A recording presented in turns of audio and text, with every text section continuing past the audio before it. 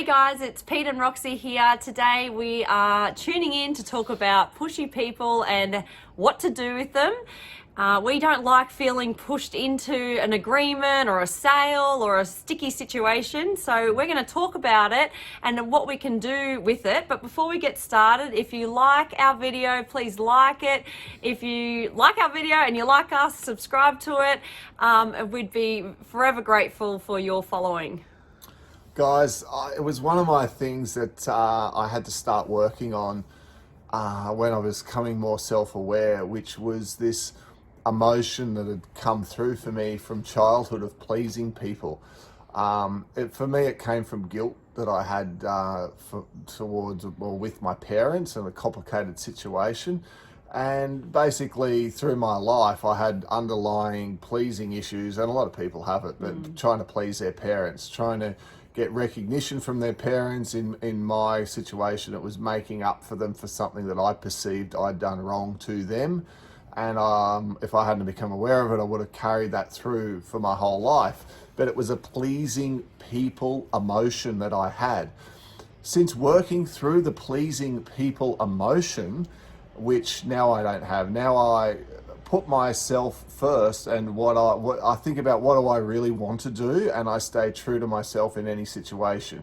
It's not that I don't want to please people, I do, but I want it to be through freedom of choice, not through some sort of unconscious, subconscious desire to soothe some sort of emotional injury I haven't worked on, right? So now I do it because I choose to do it. But what that's made me aware of is people who push me to do things that I don't really want to do. And sometimes this comes up and it's like, I hate being pushed. In fact, for me now, if I feel like I'm getting pushed, it's almost like I dig my heels in. And I probably actually would have done it for them if they had have approached it a different way. And then I'm like, you're just being so pushy. You're being needy. And I'm like, I just, no. I actually am on the fence as to whether I do it. And your pushiness coming through is rubbing me the wrong way. And then through listening to some of Roxy's wisdom, I have learnt to be a little more patient with pushy people. But certainly I'm not good at dealing with pushy people in day to day, but I've got a lot better at it. Yeah.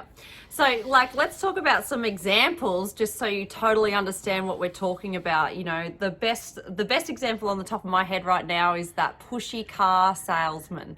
You walk into the yard, you're just looking, but they're just so hungry for that sale. So they're going to push this onto you no matter what they can do. They've got a live one coming into their yard and they just want to sell the car to you so they can get their little commission.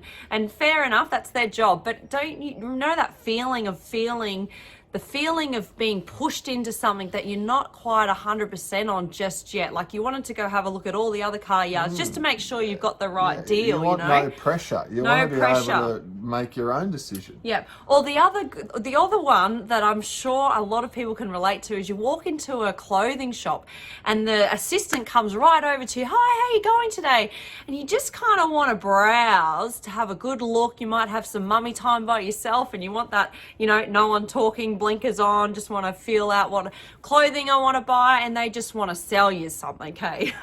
They're just going to get that sale from you no matter what. You're going to buy it, they're going to tell you how amazing it looks on you, and you just feel uncomfortable, like you just want to be left alone. But how do you tell someone that? How do you get out of that situation? Yeah, and even in business situations where you're getting pushed to do something which the other person really wants you to do, and you don't really want to do it, and you can see why they want you to do it, but you're just like, what, it's a no, but they keep pushing and pushing. Do you know that point where you've been diplomatic and now it's getting to the point where you've got to go, look, it's a no, right? Get it. I want you to get it. It's just no.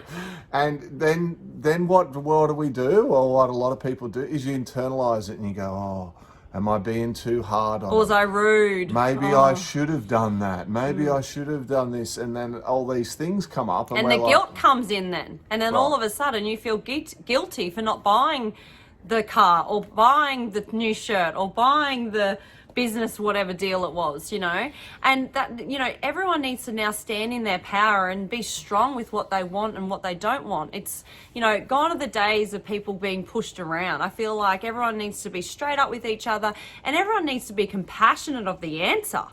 Right. So I think some fundamentals here is, first thing we all need to realise is free will is one of our greatest gifts. So when someone's asking you to do something, you have got free will, full stop. If you don't want to do it, if you feel even unsure, you need to stay true to yourself and not be thinking about how they are going to respond to your response. That's their business. Like they'll do. like me more if I bought from them. Yeah, for example. They'll keep talking to me, or Yeah. they might shut me off if What I if don't they do drop this or do that. drop Yeah. me as a friend if I stop whatever? But you need, what it is you need to stay true to your own decision and not be worried about how are they going to respond to my choice as to whether I do want to go with this or don't want to go with this. So that's the first point, to realize in yourself that it's like one of the laws of the universe. As spirits, we have free will. We have the power of choice. So if you feel you want to make a decision, own the decision, and the way you present the idea, you can present it with style and grace and strength without hurting their feelings. There's a difference there. Because say, listen, you know what, I'm going to leave it. I'm not 100% on it, so I'm just going to sit with it for a while, and I might make a decision later. Or I'll come back and I'll make a decision later. In the pushy car salesman situation, they'll go, so what have I got to do to get you to make a decision right now? And you look them in the eye and goes, absolutely nothing you could say right now. If you give me the car for free, I'd probably take it, but I know you're not going to do that. So just let me assess all my options and I'll come back to you. Thanks very much. Boom. Smile. Bye. See ya.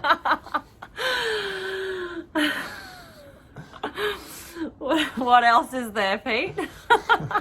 So funny, that one. Look, I think that the big thing is to not feel guilty. Because so often we don't speak our truth because we move to a place then of guilt. How will they feel? What if they get upset? What if they don't like me, etc.? So own that you've got free will. Own that you're not responsible for their response. That is their business on how they respond on this particular topic or choice. And I think then the next thing is to realize to then let it go and to not have it dwell for a long time on. Because sometimes when we've given people a decision that, you know, they weren't expecting and they haven't been happy, we're still talking about it days later. We're like, why are we worried about what they feel right now? Like, that was our decision. We need to stand in our power and also listen to our intuition, listen to that gut feeling like, no, this is not the right path for me, or yes, it is, or no, it's not, you know, whatever you feel deep and down inside your, you know, your belly. That is often a big sign of what direction you should go. And I so often have, you know, just in a meditation or just through a knowing from my higher self, after putting myself first. So after being pushed or asked by someone to do something I didn't want to do, and I'm thinking of a work situation here where I said, you know, look, I'm not going to come. I'm not going to do that on that day. It's not the right day for me. I need to put it off to another time. And I could have technically done it, and I wouldn't wanted to have done it. I would have been in a bad place all day, getting forced to do something I didn't want to do. I stood up for myself, and at the end of it, you know, I felt a massive relief. It was like a huge learning lesson for me to sometimes put myself first. And after I'd done it once, it was so much easier to do it a second time, and then a second time, and then now sometimes, you know, if Roxy's going somewhere and she's coming in, I say, you know what, sometimes, I might sit this one out. I just feel like I want to stay at home and I'll be by myself for a bit. And because we're getting used to this stuff now and tuned into one another, she goes, right, okay, cool, got it. No, make sure you make the most of it. No. And doesn't get upset at all. And the same if you said it to me. Old version. Why aren't you come? I really want you to be there. You're not just going to sit around and laze around while I have the kids and go, you know, you know, be at the barbecue without you there, you know, all that projection, that's just really yucky. You need to understand that everyone's got free will, everyone's got choice, and maybe they just need a little time out, and that's perfectly fine. We're all in this together. If you're with a husband or wife, you need to work together if you want to progress and be the best version of yourselves. You need to be considerate of each other's feelings and take it in turns, and, you know, try and let it be a little bit fair, because, you know, if you don't, you're not going to ascend, you're not going to awaken, you're not going to move forward on your journey. And yeah, you'll feel guilty all the time, which isn't a nice feeling. Not at all, no. So we hope the videos... Yeah, what I want to hear is, guys, I'd love it if you shot a quick message to us and give us an example of where you're getting pushed to do something you didn't want to do and how you stood up for yourself, because I want to read those and I want to hear that hopefully the message resonates with you. And we love your comments when we get them, and we reply to every single one, and it pushes us along.